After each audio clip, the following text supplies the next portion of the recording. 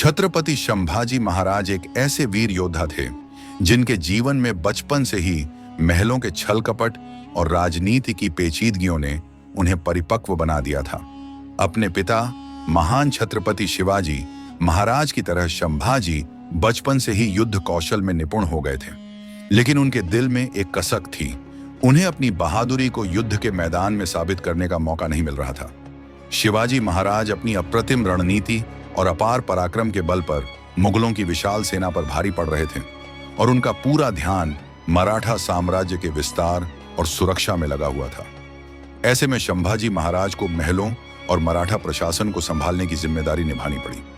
हालांकि उनका दिल युद्ध के रण में जाने को बेचैन था, लेकिन पिता के प्रति सम्मान और मराठा साम्राज्य के प्रति कर्तव्य ने उन्हें अपनी इच्छाओं को दबाने पर मजबूर कर दिया।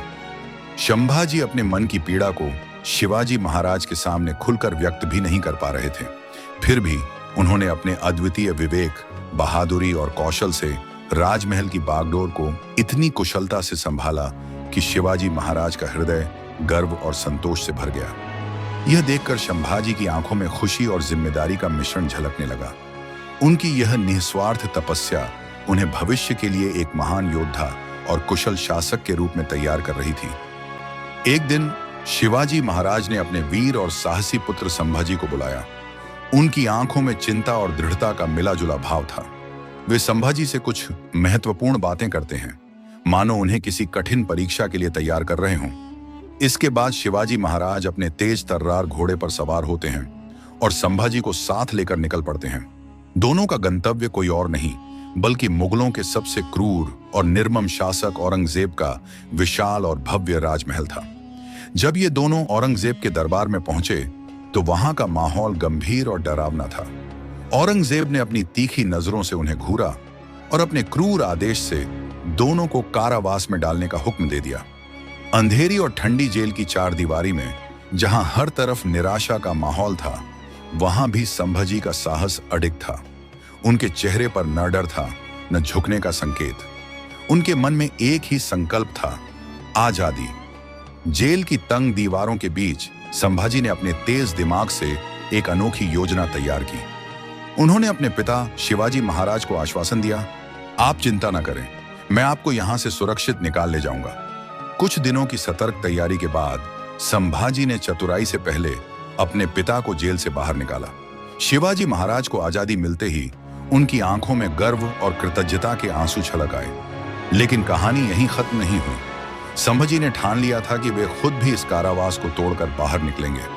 कुछ ही दिनों में अपनी योजना को अंजाम देते हुए संभाजी ने भी जेल से भागने में सफलता पाई। औरंगजेब की क्रूरता को मात देकर बाप बेटे ने अपनी आजादी और साहस की एक अद्भुत मिसाल पेश की।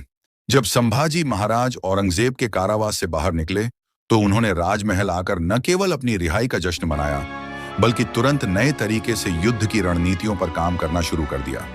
छत्रपति शिवाजी महाराज द्वारा बनाई गई प्रसिद्ध गुरिल्ला युद्ध नीति के तहत संभाजी महाराज ने कई अभूतपूर्व और साहसी युद्ध लड़े। कहा जाता है कि संभाजी महाराज ने अपने अल्प जीवन काल में मात्र युवा अवस्था में 210 युद्ध लड़े और इनमें से एक भी युद्ध में पराजित नहीं हुए। यह एक ऐसा अद्वितीय और गौरवपूर्ण इतिहास है जो पहले कभी भारत में नहीं देखा गया। संभाजी महाराज की इस वीरता और अडिग साहस के कारण उन्हें अजय संभाजी कहा गया। उनकी युद्ध कौशल और रणनीतियों ने मुगल सम्राट औरंगजेब की नाक में दम कर दिया।